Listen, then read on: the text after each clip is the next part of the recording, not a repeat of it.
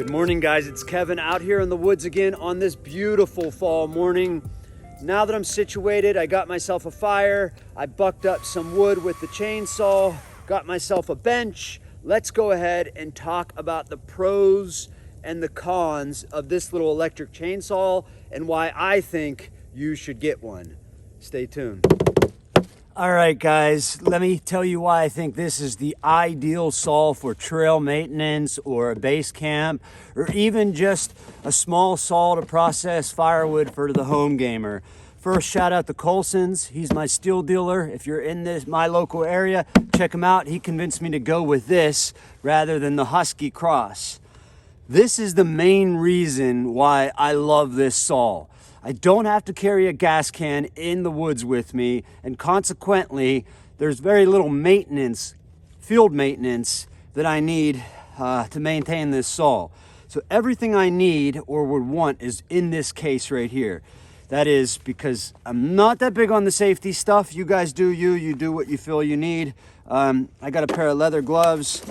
I got the screen goggles in there, a wedge, a squench, and that's because if I need to, I'm not going to do any field sharpening with this saw. I'm just going to swap out the chain and 2 batteries, both fully charged, each of which will give you about a half an hour of runtime. So that's an hour of straight cutting, plenty enough for what I'll be doing here today. One other thing about the batteries, there are 2 different kinds of batteries that STIHL offer for this saw. And again, I'll put the details in the description about this particular battery saw. But there's the AP300S and then there's just the AP300. This battery here has a slightly longer runtime. Not much, but slightly. To be honest, this is probably not worth the extra money you pay for it because I don't seem to find that it lasts much longer than that. But the specs are in the description or on the STIHL website.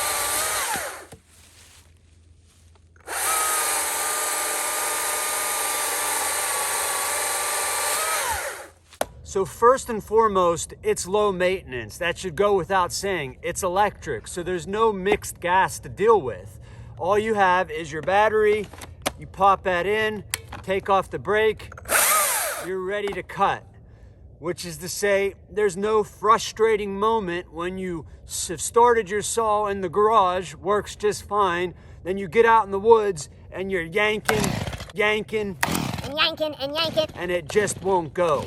There's also no worrying about putting it away for the winter. You don't have to run non-ethanol gas through it. You're just no worries. Just toss this in the case, put it away for the winter. Low maintenance. That's number 1 on my list.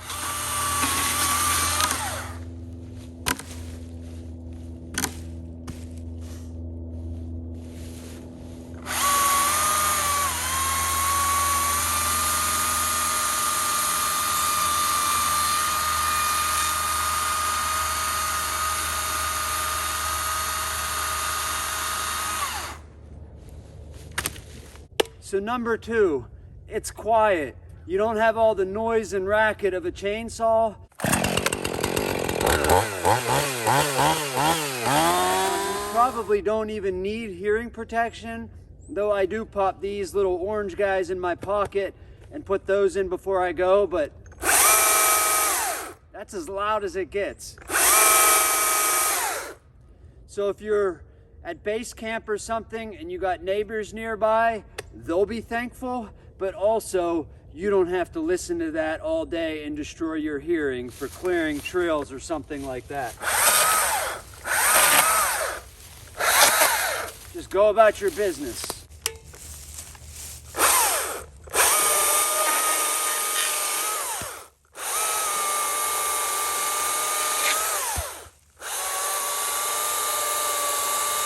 Number 3, this sucker is light. A lot lighter than a gasoline chainsaw. So I talked to a tree service guy at Colson's, my local retailer. Check him out if you're in the area. And he said for all of his light limbing jobs out of the bucket, he switched to these electric guys because he has tennis elbow as well. And these are just a lot lighter.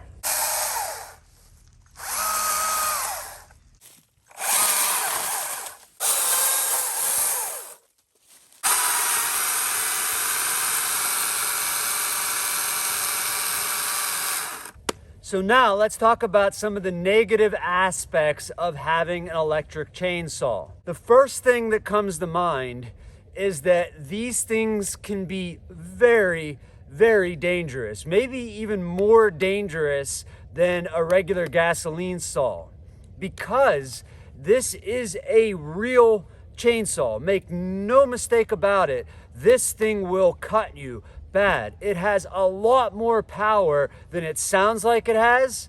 It can be really deceiving. It sounds a little bit like a toy, but it isn't. Trust me, it isn't. You saw this thing has plenty of power. All right, guys, I just popped in another battery.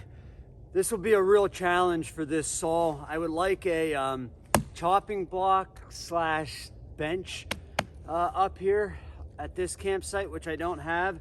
And this cherry here is just off the ground, so I know it's gonna still be good inside. A little punky on the outside, but you can see it's plenty good as soon as you get through the bark. So I'm gonna make a chopping block, and I'm not a spec guy. If you want the specs, just go to STIHLs website and read it. But this has, I would say a 16-inch bar on it. Yeah, I'll drop that into doobly-doo below.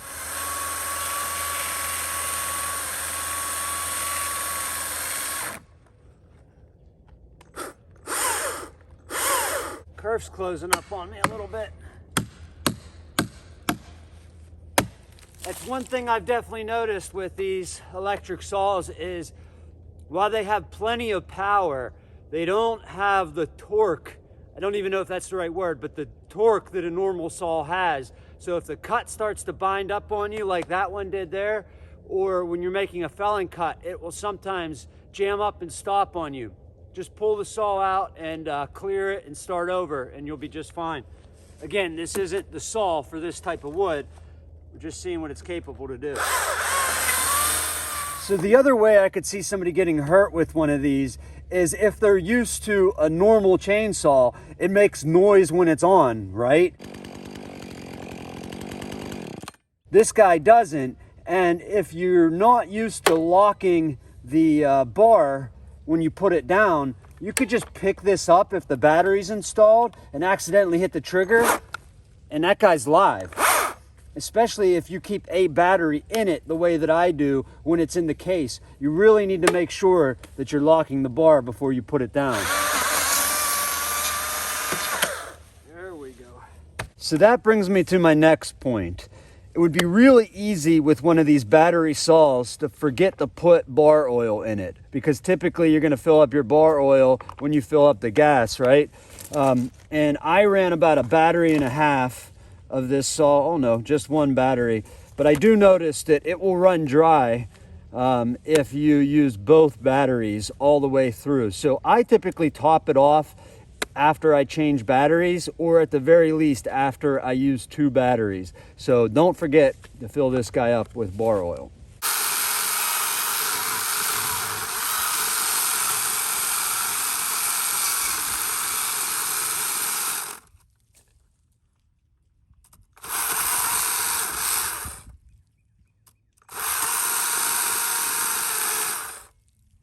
So the other thing that I don't really like about this battery chainsaw is that it doesn't seem to have the torque that a normal power saw, gasoline power saw has.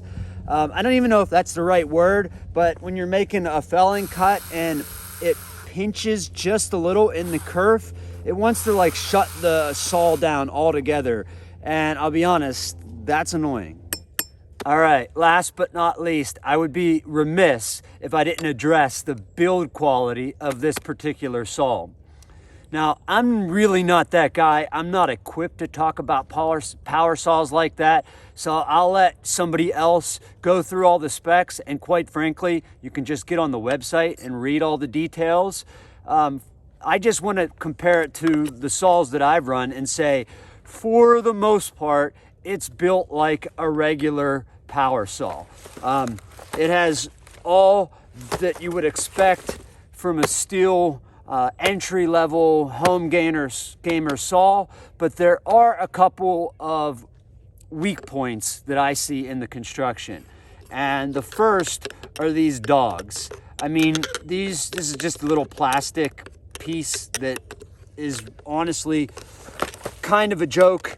There is, I don't know if you guys can see that or not, there are real metal dogs behind there, but there's like this little plastic guard on there that really stops you from digging in. Not that you should be doing that on a little saw like that, and that might be because of that torque, but there's that. I mean, come on guys, you could do a little better than that. And then there's the chain tightener. Instead of your typical chain tightener, they got this plastic thing, what I always have a hard time getting to, and it will only let you torque down the chain so much before it stops, and then it just clicks. But to be honest, it hasn't failed me yet. The chain hasn't come too loose, so that's not too bad, though I am a bit suspicious that over time that could cause some trouble. We'll see. Oh yeah, the other thing I'm not too keen on is this little trigger lock here, though of course if you guys are running any tools these days, you know that most tools come with these trigger locks. You have to push this, then push this. I would just rather not have that, man. I grew up around guns. I know not to put my finger on the trigger until I'm ready to cut something, but I'm sure you could take that off if you wanted to, but I just wanted to point that out.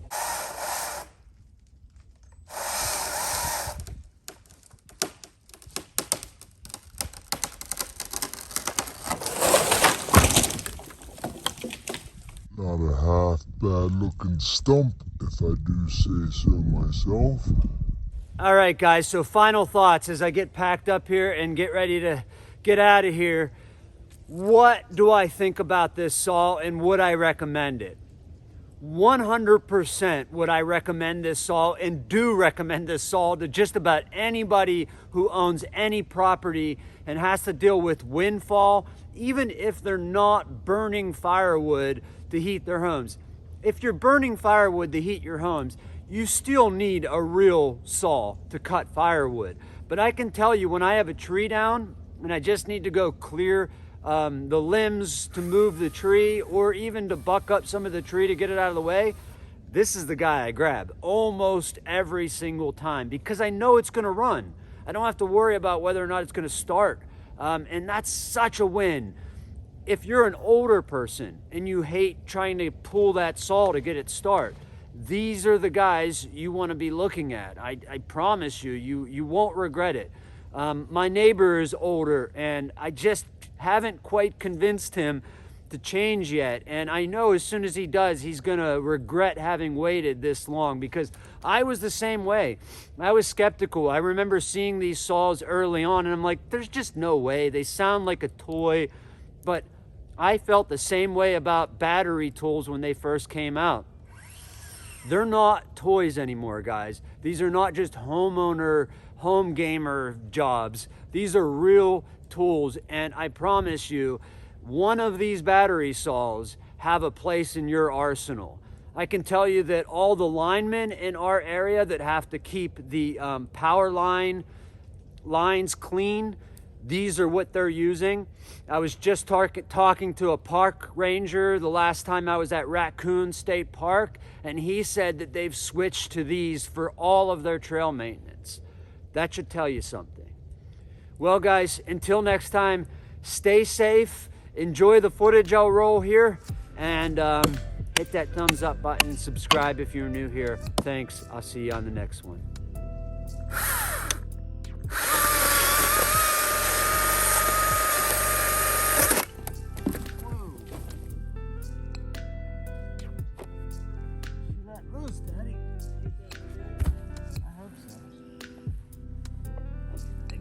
For not wearing safety gear anyway. It'll definitely give me hell for that.